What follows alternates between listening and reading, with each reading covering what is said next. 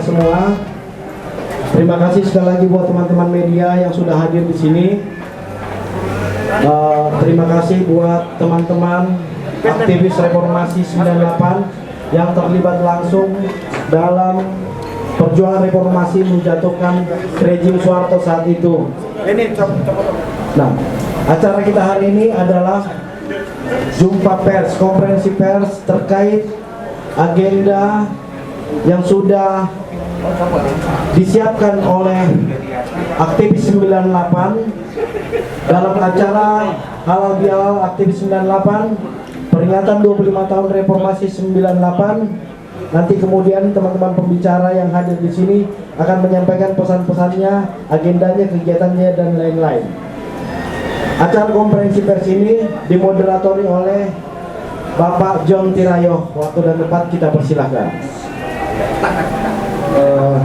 Selamat sore, assalamualaikum warahmatullahi wabarakatuh.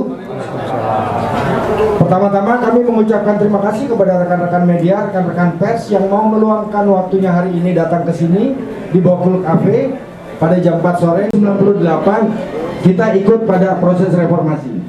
Oleh rekan-rekan media yang kalau kita lihat di depan ini adalah mereka adalah tokoh-tokoh aktivis pada tahun 98 dari lintas kampus, dari lintas kota, bahkan juga dari lintas organisasi. Ada yang tergabung di forum kota, ada yang dari UI, ada yang dari LMND atau Komrat atau yang lain-lainnya, bahkan ada aktivis mahasiswa Bandung, bahkan mereka yang ikut sampai pada reformasi 98 sampai pada titik kejatuhan Soeharto tanggal 21 Mei 98. Dan tidak terasa ternyata sudah 25 tahun reformasi bergulir. Nanti penjelasannya akan diberikan oleh rekan-rekan kami yang ada di depan, tapi ini kami sekarang 25 tahun berlalu sudah dengan berbagai profesi. Ada yang menjadi aktivis partai, ada yang sudah menjadi wali kota seperti Pak Lutfi, atau yang biasa kita panggil Bang Lutfi sudah menjadi wali kota di Bima, di Nusa Tenggara Barat. Atau ada Sangap Surbakti yang juga aktif di mengajar, menjadi dosen. Ada juga yang menjadi pengusaha, ada teman-teman yang aktif di kegiatan lainnya, tentunya ada di sini semua. Ini menjadi representatif kita untuk acara reform aktivis mengundang aktivis yang itu akan diadakan di JS Luansa pada tanggal 21 Mei, di mana ada pameran foto dan di mana juga ada lelang foto 98, dan puncak acaranya adalah launching Yayasan 98 Peduli, baik secara internal dan eksternal, adalah untuk membantu kemanusiaan dan untuk bangsa Indonesia. Seperti itu. Mungkin tidak berlama-lama, mungkin teman-teman juga mungkin akan ada teman dari aktivis 98, mungkin nanti bisa dikenalkan satu persatu. Waktu dan tempat saya persilakan kepada jubirnya, mungkin Mas Miksil Minamunir atau Bang Sangap Surbakti atau Bang Niko atau Bang Lutfi untuk memberikan kata sambutan dari acara ini. Waktu dan tempat saya persilakan. Terima kasih.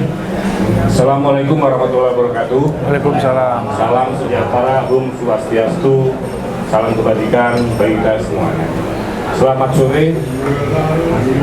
Kita dari aktivis 98 sore ini mengadakan konferensi pers untuk beberapa agenda. Tapi sebelumnya saya akan memperkenalkan dulu. Yang pertama di sebelah kiri paling ujung hidung adalah Bang Orisias Gultong dari kampus ISTN, dulu di Forkot. Sebelah kiri Ibu Dian Setiawati dari kampus Untak Jakarta, dari LMND, yang kebetulan dulu adalah ketua BEM Fakultas Hukum Universitas 17 Agustus. Sebelah kiri adalah Olive panggilannya, dari Don Bosco. Sebelah kanan saya adalah Lutfi Iskandar, Lutfi Iskandar bapaknya. Biasanya kalau cuma satu kata ditambahin, Ada bapak, nggak bisa. ada bapak. Dulu pernah kuliah di Ababi dan kemudian juga di Universitas Indonesia. Kemudian Bang Sangap Surbakti dari Universitas Kristen Indonesia. Kemudian Riki Tamba dari Universitas Lampung. Dulu PRD. Dulu PRD. Kemudian yang di belakang Ricky Tobing dari FKSMJ. Kemudian Benny, kampus, kalau Ricky Tobing itu kampusnya Perbanas, kalau Benny dari Universitas Pajajaran. Kemudian di sampingnya Niko Adrian dari UKI. Kemudian di sebelahnya Darto Almansyah dari Akademi Pimpinan Perusahaan. Yang paling ujung dari kampus Universitas Islam Bandung, namanya Alex Spinoza. Saya sendiri, mohon maaf, Miksil Minamunir dari UIN Jakarta, dari IAIN Jakarta. Porkot. Pertama-tama saya mengucapkan terima kasih atas kehadiran kawan-kawan semuanya. Yang perlu kita sampaikan di sini adalah ada beberapa hal terkait dengan agenda 25 tahun reformasi, di mana kita semuanya telah memberikan satu pelajaran kepada bangsa ini bahwa sebuah rejim tidak bisa terus-menerus berdiri di atas totalitarianisme dan fasisme. Yang kemudian hari ini 25 tahun reformasi mengingatkan kepada kita bahwa cita-cita 25 tahun yang lalu belum selesai, sehingga kita hari ini memakai tema adalah menggugat reformasi. Yang pertama-tama saya ingin bacakan dulu tentang statement kita, bahwa perjuangan aktivis mahasiswa 98 saat menjatuhkan rezim Soeharto merupakan perjuangan melawan rezim Orde Baru. Sistem Orde Baru adalah sistem yang kental dengan KKN, korupsi, kolusi, dan nepotisme, membangun kekuasaan negara secara sentralistik, menempatkan tentara melebihi porsi yang seharusnya dengan memberikan mereka hak politik. Selain itu, kebebasan berserikat, kooptasi partai politik, kemerdekaan pers, mengkerdilkan organisasi mahasiswa, pelanggaran HAM, dan ratusan kasus perampasan tanah rakyat jadi bagian yang tak terpisahkan bagaimana rejim ini menampakkan dirinya. Hingga 25 tahun setelah kejatuhan rejim Orde Baru, ternyata cita-cita reformasi belum sesuai harapan. KKN masih menjadi tradisi para pejabat. Lemahnya penegakan hukum, ketimpangan ekonomi yang makin nyata, serta rakyat yang menjadi unsur paling penting negara belum mendapatkan haknya. Keterbukaan media massa, kebebasan berorganisasi dan berserikat memang sesuai tuntutan. Namun pada sisi yang lain, reformasi 98 memproduksi pejabat yang koruptif. Sistem demokrasi juga dibajak. Hal ini ditandai dengan mekanisme pemilu yang makin terbuka dan makin liberal. Masa Orde Lama, teknokrat, ideolog, serta kader partai yang memegang kekuasaan pusat hingga daerah. Pada masa Orde Baru, jabatan pemerintahan dimonopoli oleh militer dengan sistem sentralistik kekuasaannya. Era reformasi, kaum pemodal dan kapitalis dengan mudah menempatkan dirinya di kursi pemerintahan. Dengan modal yang besar, mereka merampas jabatan bupati, gubernur, menteri, hingga jabatan-jabatan publik lainnya. Mereka membeli suara rakyat, mereka membeli kebijakan pemerintah, mereka menukar rupiahnya dengan kekuasaan, mereka berinvestasi bisnis, bukan lagi membangun pabrik, tapi menjadikan kantor pemerintah sebagai alat produksinya. Tahun 2024 para pemodal bersiap kembali. Pemilu legislatif, pemilu presiden, dan pemilu kepala daerah adalah pintu masuk pemodal untuk membangun pabrik-pabrik kekuasaan. Sistem pemilu yang liberal ini menjadikan pemilik modal pemain tunggal perebutan kekuasaan. Para kapitalis sejatinya tidak punya kemampuan, ide, dan gagasan dalam membangun dan mengurus negara. Para pemodal menempatkan rakyat sebagai sapi perahan, menjadikan rakyat sebagai buruh dan negara sebagai pabriknya. Aktivis 98 perlu merapatkan diri untuk menghentikan rencana jahat mereka. Karena kondisi tersebut, pada tanggal 1 April 2023, pada bulan puasa kemarin, 340 aktivis 98 dari 16 provinsi di Indonesia telah bertemu, berdebat, bertukar pikiran, mengadu ide dan gagasan untuk menata ulang cita-cita reformasi.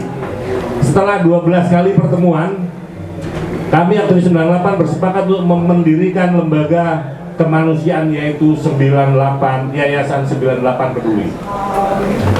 Yayasan ini merupakan upaya mempersatukan seluruh aktivis 98 yang telah berada di ruang-ruang berbeda, profesi-profesi berbeda, partai-partai politik berbeda. Yayasan ini merupakan jalan kemanusiaan. Dari awal menjadi pusat, menjadi titik masuk konsolidasi gerakan aktivis 98. Karena sesungguhnya aktivis 98 berangkat dari gerakan moral. Untuk itu kami mengundang media dan aktivis 98 untuk hadir dalam halal bihalal aktivis 98 dan launching Yayasan 98 Peduli yang akan kami laksanakan pada hari Minggu nanti tanggal 21 Mei 2023. Tempat di DS Luansa Hotel di Kuningan, Jalan Rasuna Said Kuningan.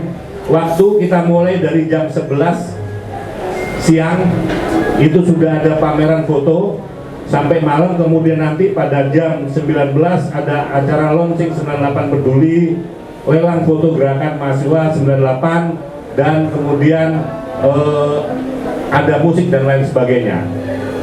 Acara ini akan diikuti oleh 1.200 aktivis yang sudah kita konsolidasi selama 12 kali pertemuan dari 25 provinsi serta dari berbagai profesi dan keahlian. Semoga Tuhan Yang Maha Esa memberi perlindungan dan jalan kemudahan bagi kita semua. Wassalamualaikum warahmatullahi wabarakatuh. Itu adalah uraian singkat kami, sehingga kita ingin nantinya teman-teman baik aktivis 98 maupun aktivis-aktivis gerakan pro demokrasi yang lainnya dari lintas generasi, dari angkatan 66, 78, kemudian angkatan 2000 itu ikut hadir dalam acara yang akan kita gelar bersama. Karena ketika dulu kita memulai dengan gerakan moral dan kemudian macet di dunia politik, maka kemudian kita akan memulai lagi menjadikan Yayasan 98 Peduli sebagai gerakan kemanusiaan untuk konsolidasi kawan-kawan mahasiswa, ex-mahasiswa, aktivis untuk kembali merumuskan apa gagasan-gagasan ide reformasi kita yang belum tuntas sehingga kita bisa tuntaskan bersama.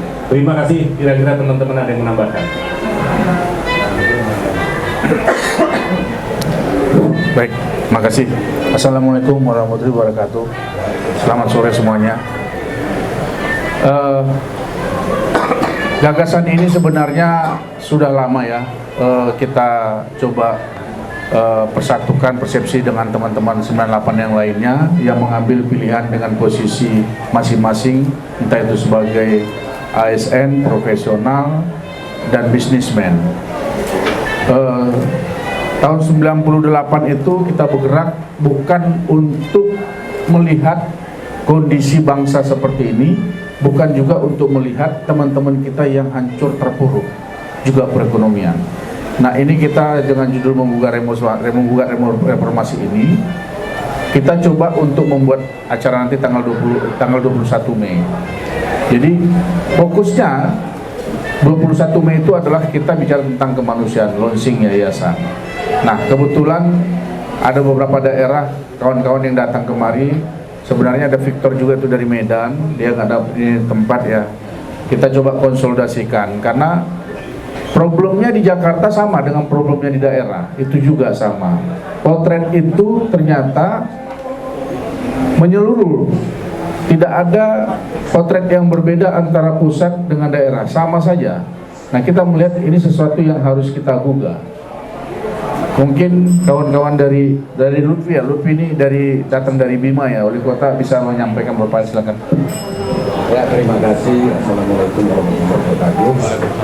Salam sejahtera kita semua. Terus terang apa yang kita cita-citakan di reformasi sampai hari ini dirasakan oleh kawan-kawan ya, masih banyak sekali ada distorsi. Makanya ini merupakan satu harapan kenapa kita mendirikan satu yayasan 98 Peduli sebagai komitmen kita bersama bahwa kita berangkat dari gerakan moral, tetap mengedepankan ke depan adalah pilihan moral itu yang didepankan. Nah, kita tahu menganggap bahwa satu bangsa yang kuat itu hukum harus menjadi panglima. Nah, begitu juga negara harus memberikan satu perlindungan kepada masyarakat.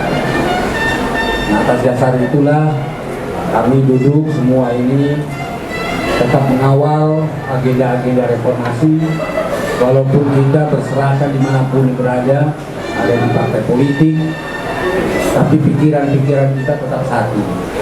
Bagaimana jalannya bangsa ini tetap mengedepankan nilai-nilai keadilan dan nilai-nilai demokrasi. Karena apapun juga kita berpijak pada dua hal tersebut, sehingga bisa memberikan satu makna dalam perjalanan bangsa sejarah Indonesia yang kita cita-citakan.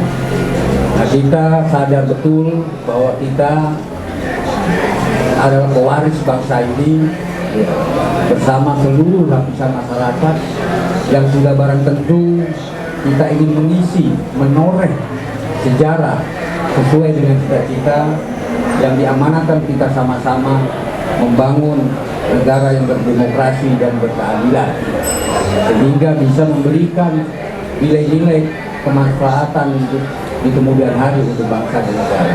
Nah, mungkin itu saja yang menjadi pengantar singkat saya. Nah, mudah-mudahan dengan keberadaan Yayasan 98 Peduli ini menjadi bola salju. Bukan saja kita berharap partisipasi daripada aktivis 98, tapi bagaimana kepada siapapun yang merasa terpanggil moralnya bahwa dengan keberadaan yayasan ini betul-betul tidak terikat pada nuansa politik, tapi betul-betul kita ingin mengabdi pada kepentingan bangsa dan negara. Itu yang kita idealkan di dalam membangun Yayasan 98 Peduli. Terima kasih.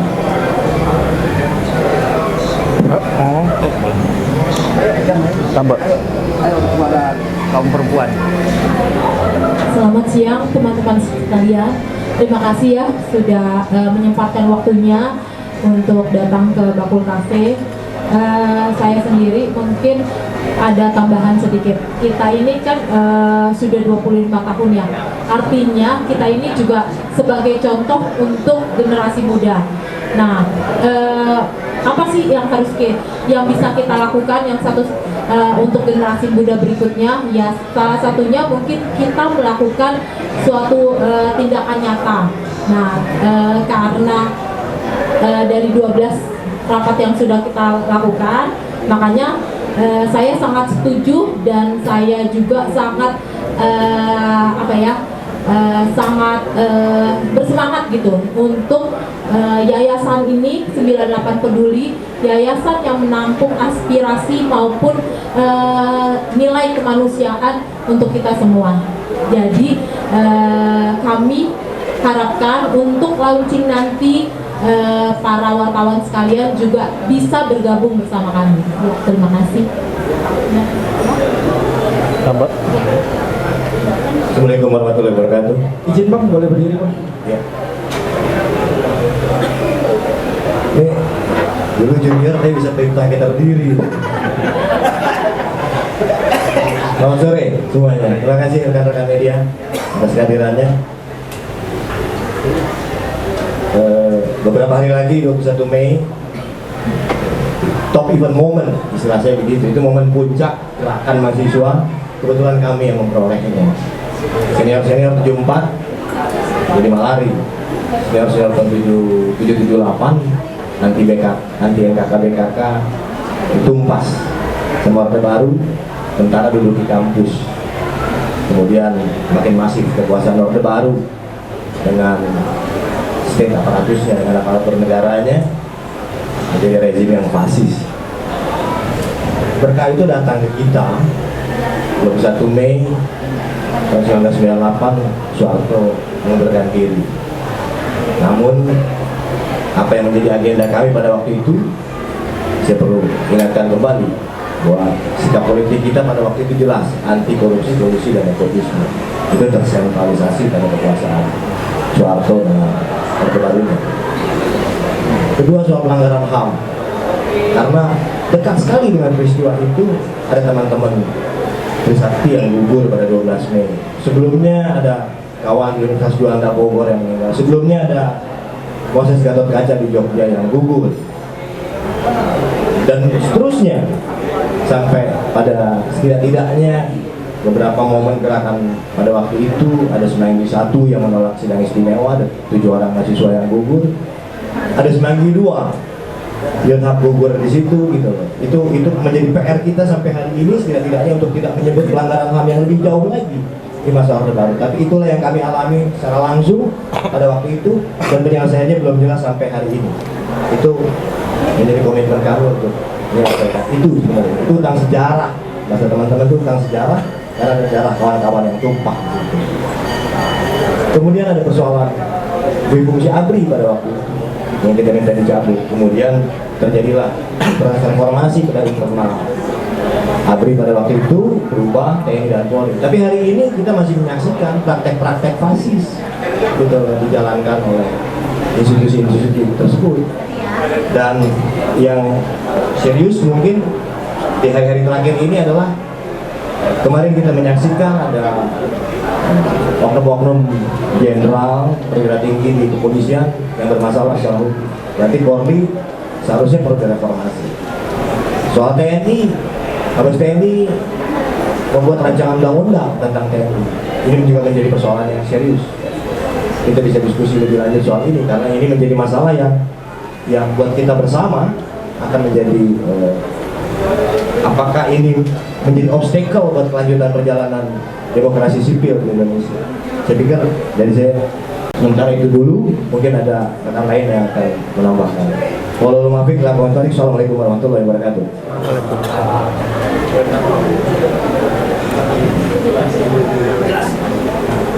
Terima kasih kedatangan teman-teman wartawan. Saya melihat bahwa perjalanan reformasi itu sekarang menjadi basa-basi, akhirnya terbeli. Ya, kita coba lihat waktu 10 tahun dari setelah runtuhnya Soeharto sampai 10 tahun lebih lah sedikit, itu semarak sekali di pemerintahan ataupun di masyarakat ngomongin soal reformasi birokrasi, reformasi polisi, TNI, ABRI menjadi reposisi TNI, kemudian polisi juga mereposisi, tapi ternyata reposisinya justru kebalik, terjadi kebalik antara TNI dan Polri. Kemudian soal demokrasi misalnya, ya akhirnya terbeli dengan para pemilik modal yang bisa mempengaruhi pembentukan undang-undang minerba misalnya segala macam. Itu jelas nyata bahwa undang-undang air itu juga nyata bahwa peran kapitalisme, peran pemilik modal itu sangat kental, sangat kuat di sana. Kemudian soal partai politik juga harus direformasi sesungguhnya. Karena apa? Karena misalnya penggodokan partai politik terhadap kader-kadernya adalah mereka harus mengeluarkan kader-kader terbaik untuk masyarakat. Tapi kemudian partai politik atau ketua partai bisa mem-PAW anggotanya. Mestinya kan mem-PAW itu kalau misalnya dia melanggar hukum atas permintaan konstituennya di masyarakat. Karena apa? Mestinya mereka setelah diproduksi oleh partai, mereka adalah wakil rakyat karena dicoblos oleh rakyat, bukan lagi milik partai. Mestinya begitu. Itu yang kita inginkan salah satu di partai politik. Kemudian soal otonomi daerah. Soal otonomi daerah jelas bahwa sekarang melahirkan raja-raja kecil di daerah, melahirkan raja-raja kecil yang dipengaruhi oleh kapitalisme juga. Kapitalisme, pemilik modal sudah ngebon proyek-proyek yang mereka akan ambil dengan membiayai para kontestan pilkada baik tingkat 2 maupun provinsi. Itu yang kita lihat selama ini. Belum lagi masalah-masalah lain yang mungkin banyak yang mesti kita urai. Cuman karena ketersediaan waktu ya saya cukupkan sampai di sini.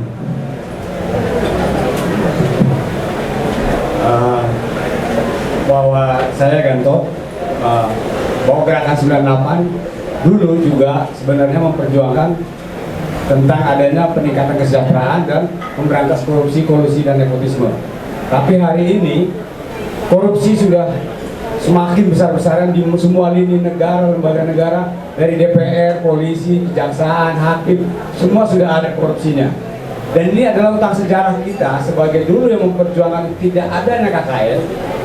Ini yang masih harus kita perjuangkan terus, sampai harus terus-menerus diperjuangkan. Berikutnya adalah tentang liberalisasi di ketenagakerjaan dengan adanya undang-undang Cipta Kerja. Bagaimana dulu perjuangan kita adalah untuk merubah negara Indonesia rakyatnya menjadi lebih baik lagi.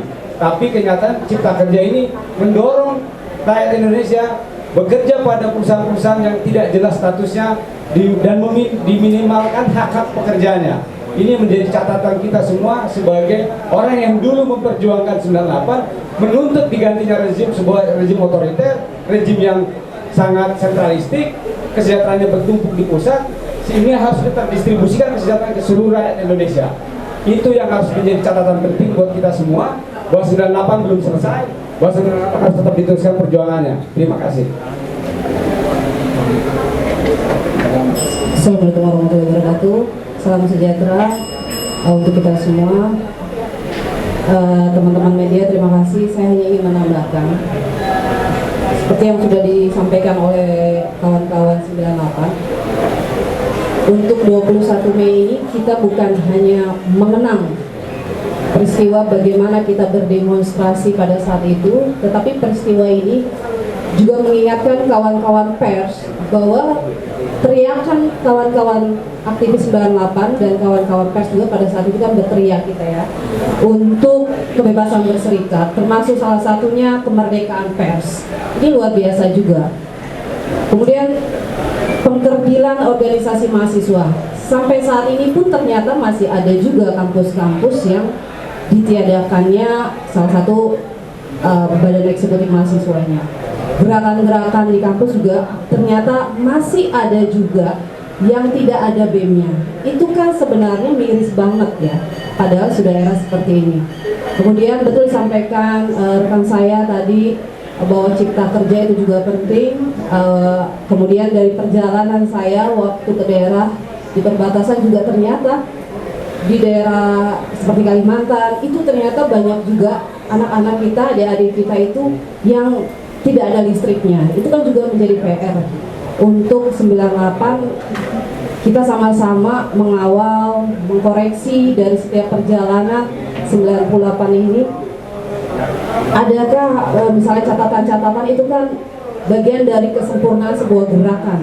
Jadi Yayasan 98 Peduli itu bagian dari mengabadikan bakti kita sebagai putra-putri bangsa, sebagai penggerak di demonstrasi kemarin atau teman-teman semua di 98 baik kawan-kawan media juga, kita ingin mengabadikan kebaktian kita pada nusa dan bangsa itu saja. Terima kasih, mungkin itu saja dari saya. Wabillahi taufiq wal hidayah. Assalamualaikum warahmatullahi wabarakatuh.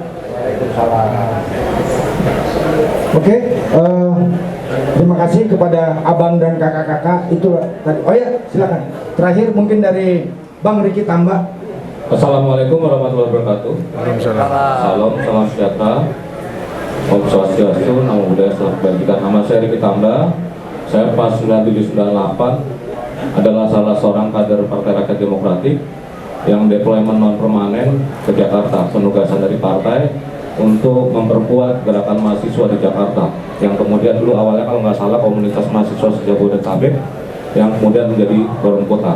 Dan saya intens bergerak bersama teman Bang Korkot yang kemudian melahirkan beraneka ragam organisasi dari Pamret, forum kota dan lain sebagainya.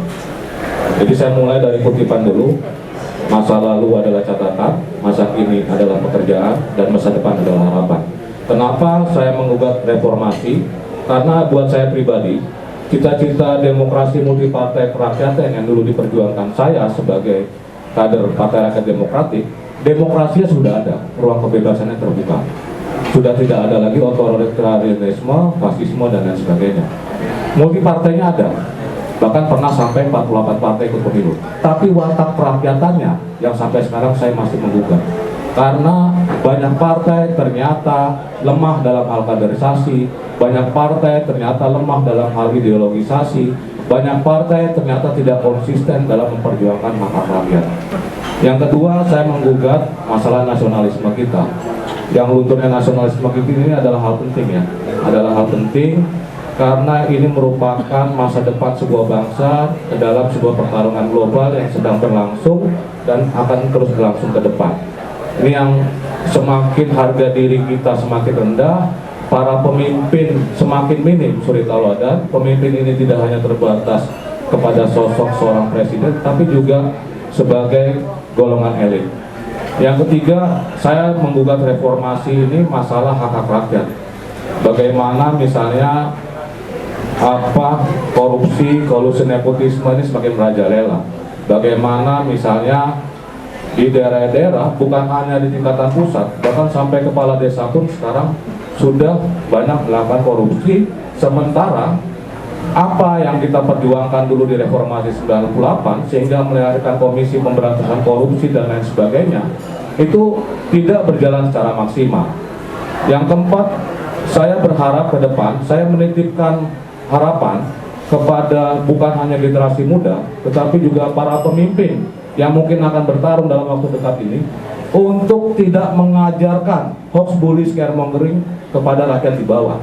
Bertarunglah gagasan, bertarunglah ide, bertarunglah hal-hal yang baik, bukan bertarung menjelek-jelekan. Bahkan saya juga membenci sekali apabila ada teman-teman yang seakan menjual isu musiman 98. Sudahlah, itu udah basi, dan bagi kami 98 yang berdiri di sini, kami berdiri lintas partai, kami berdiri dari berbagai aneka sektor pekerjaan. Buat kami itu sudah selesai dan kita harus berdiri ke depan. Yang kelima, saya mengundang juga kepada teman-teman lama saya yang khususnya ada di Partai Rakyat Demokratik, di LMND, Liga Mahasiswa Nasional untuk Demokrasi, dulu juga saya salah satu pendirinya, dan juga teman-teman di Sumatera khususnya untuk datang pada hari Minggu di acara launching Yayasan 98 Peduli, dan bersama-sama kita teman-teman yang sudah mulai beranjak tua ini menatap masa depan dan kita memikirkan untuk masa depan generasi Indonesia dan NKRI yang lebih maju, adil dan makmur. Terima kasih. Wabillahi taufiq wal hidayah. Wassalamualaikum warahmatullahi wabarakatuh. Ya, terima kasih kepada abang-abang dan kakak-kakak sekalian dari 98 yang mau memberikan sepatah dua katanya. Seperti tadi, sedikit disimpulkan bahwa abang-abang ini kritis, kakak-kakak ini kritis untuk bahwa demokrasi belum selesai, bahkan juga teman-teman itu semua. Oke, waktu dan tempat untuk 3 pertanyaan pertama, silakan kepada rekan-rekan dari pers. Ya, satu Bapak dari mana? Ya, langsung ini Pak. Izin Pak, saya dengan Supriyanto dari Nabrator.net. Tadi yang dibicarakan masalah korupsi, mungkin kita sudah tahu aktivis-aktivis yang ada 2 aktivis itu yang sukses menjadi presiden dan pernah dulu berjuang bersama dengan beberapa yang di depan ini. Tapi sangat disayangkan sampai saat ini masalah undang-undang pidana korupsi ini belum terlalu difokuskan, sehingga yang tadi dibicarakan sama bapak-bapak ini, bapak-bapak dan ibu-ibu, hingga sampai melebar sampai ke kepala desa dan bupati. Kira-kira nanti di dalam halal bihalal itu nanti akan ada pembicaraan nggak permasalahan undang-undang pidana korupsi. Itu yang pertama. Yang kedua, dengan adanya halal bihalal yang nanti akan diadakan tanggal 21, ini kan otomatis kan pasti ada perpecahan sedikit lah ya, aktivis pemangku pemerintah dan aktivis yang tidak mendukung pemerintah. Nanti dalam halal bihalal ini akan ada dipertemukan ya, nanti akan dibicarakan untuk masa depan yang menjelang pemilu 2024. Yang ketiga, tujuan didirikan Yayasan Reformasi ini tadi dibilang Bang, bukan berbicara masalah politik. Kita berharap walaupun bukan bicara masalah politik, kita mendengar ini banyak keluh kesah dari para rakyat dan maupun para bisnis itu berbicara masalah omnibus law tadi disampaikan oleh Bapak. begitu juga masalah IKN dan termasuk subsidi mobil listrik itu juga sempat disinggung Wakil Ketua, itu tidak perlu diberikan karena ada banyak subsidi yang kepentingan rakyat ini dikurangi. Kira-kira nanti Yayasan Reformasi ini bisa nggak memperjuangkan rakyat-rakyat yang ini sampai sekarang ini masih terus demo, termasuk mahasiswa. Itu aja dulu, terima kasih. Ya, itu pertanyaan pertama yang dari Bapak. Ada 3 yang saya simpulkan, tapi saya nggak langsung jabarkan. Ada lagi? Satu lagi? Mungkin? Ada lagi yang ingin bertanya? Silakan. Dari mana Mbak? Dan nama dan medianya. Terima kasih.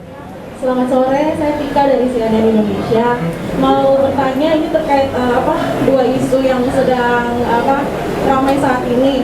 Nah, tadi kan dikatakan aktivis 98 ini memperjuangkan agar tidak ada KKN. Tapi faktanya hari ini ada satu menteri kita yang menjadi tersangka dan jadi apa tanggapan dari Bapak Ibu aktivis ini terkait KKN yang masih terjadi saat ini, bahkan melibatkan pejabat tinggi negara serta petinggi partai politik.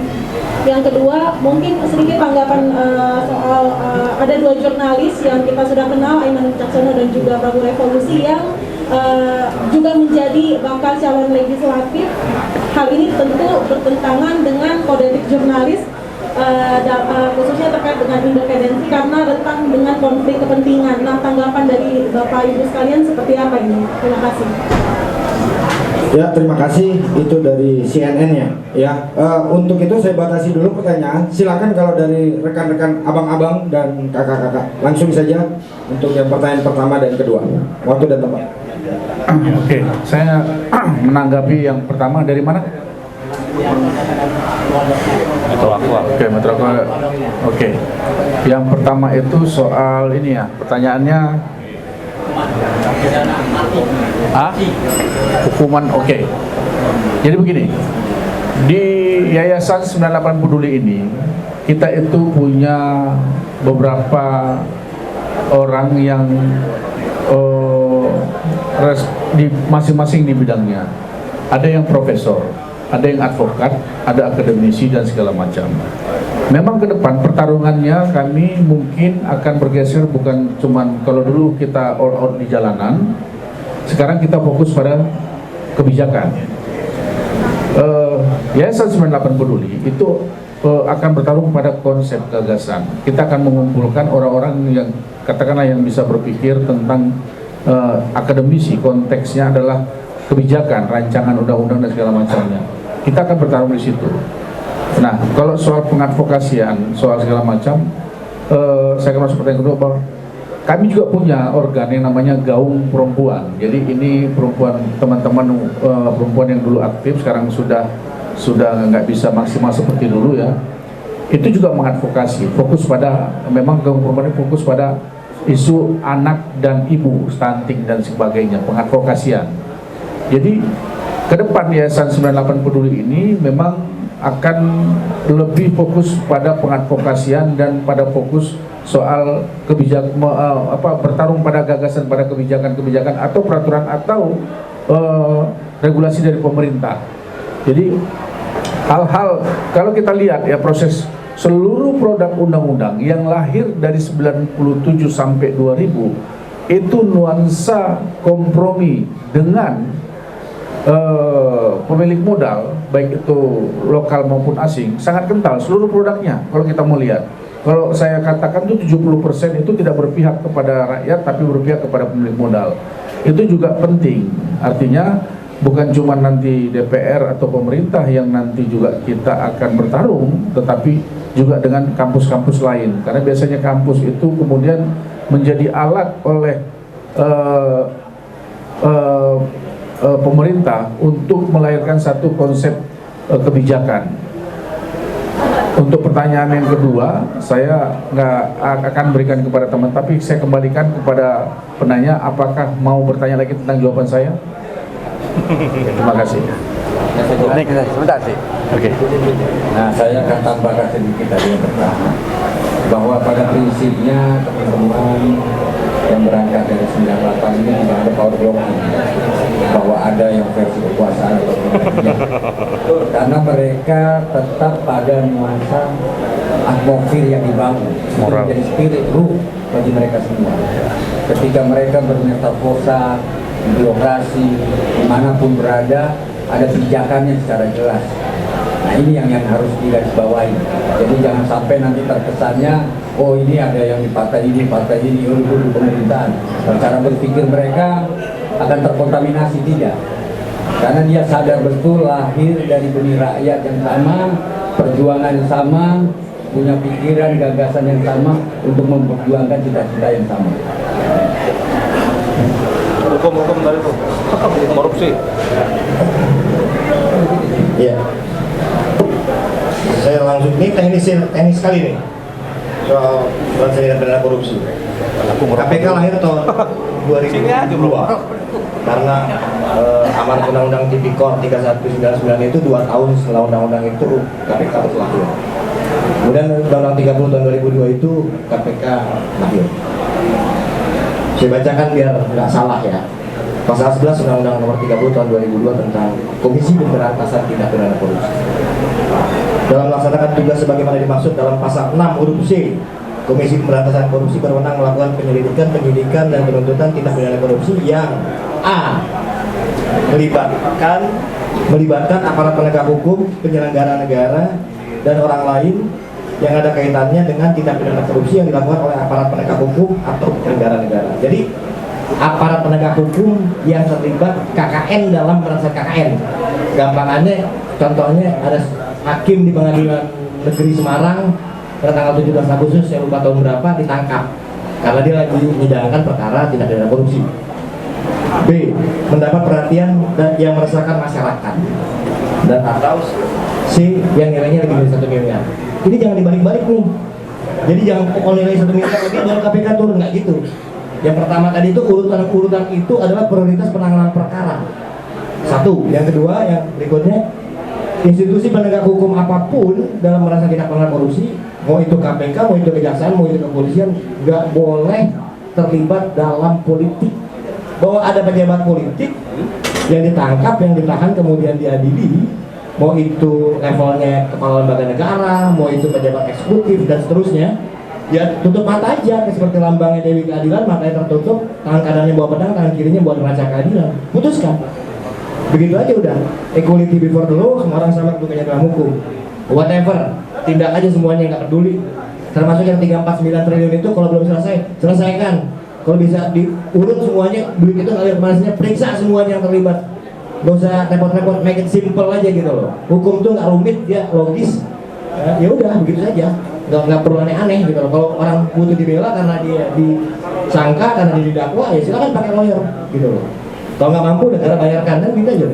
Yang penting aparat penegak hukumnya, dalam hal ini hakim, lembaga kejaksaan, Polri dan KPK bersungguh-sungguh dan sekali lagi tidak terlibat dalam permainan politik praktis gitu loh. Karena dia penegak hukum. Terima kasih.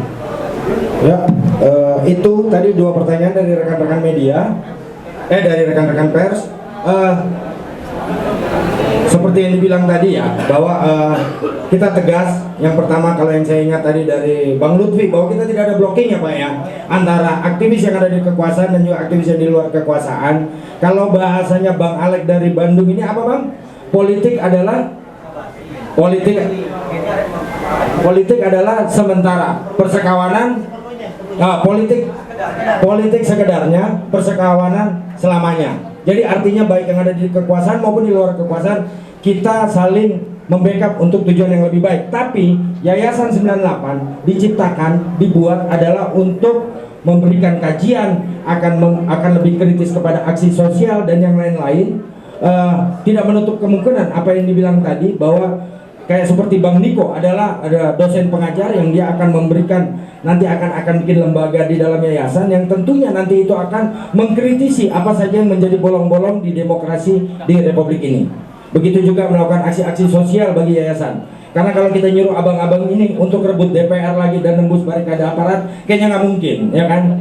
Tadi aja udah ada yang ngadu, saya asam lambung. Jadi ya, itu jadi dalam bentuk pikiran akan terus berjuang seperti itu. Dan puncaknya, bahwa ada peringatan 25 tahun reformasi di JS Wansa, dimulai dengan pameran foto 98 dan juga ada lelang foto bagi yang mau membeli foto, itu ada di situ. Dan juga puncak acaranya adalah launching Yayasan 98 Peduli yang akan membicarakan isu-isu kerakyatan dan isu-isu masyarakat, termasuk kebebasan pers, termasuk pengekangan terhadap pers. Itu juga akan kita menjadi bagian skup dari A sampai Z. Kita akan terus memberikan sumbangsi pikiran dan tenaga kita untuk Republik, untuk menjadi lebih baik. Apakah ada lagi? Masih ada yang mau bertanya?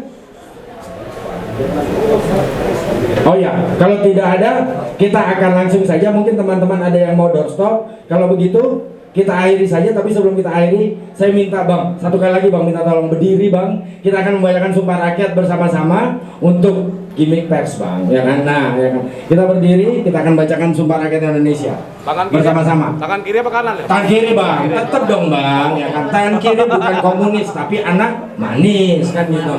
Sumpah Rakyat Indonesia. Sumpah rakyat Indonesia. Kami rakyat Indonesia bersumpah. Kami rakyat Indonesia bersumpah. Bertanah air satu. Bertanah air satu. Tanah air tanpa penindasan. Tanah air tanpa penindasan. Berbangsa yang satu. Berbangsa yang satu. Bangsa yang gandrung akan keadilan. Bangsa yang gandrung akan keadilan. Berbahasa satu. Berbahasa satu. Bahasa tanpa kebohongan. Bahasa tanpa kebohongan. Bahasa kebenaran. Bahasa kebenaran. Hidup rakyat. Hidup. Hidup Yayasan 98 Peduli. Hidup. Terima kasih. Selamat sore. Wabillahi taufiq wal hidayah. Wassalamualaikum warahmatullahi wabarakatuh.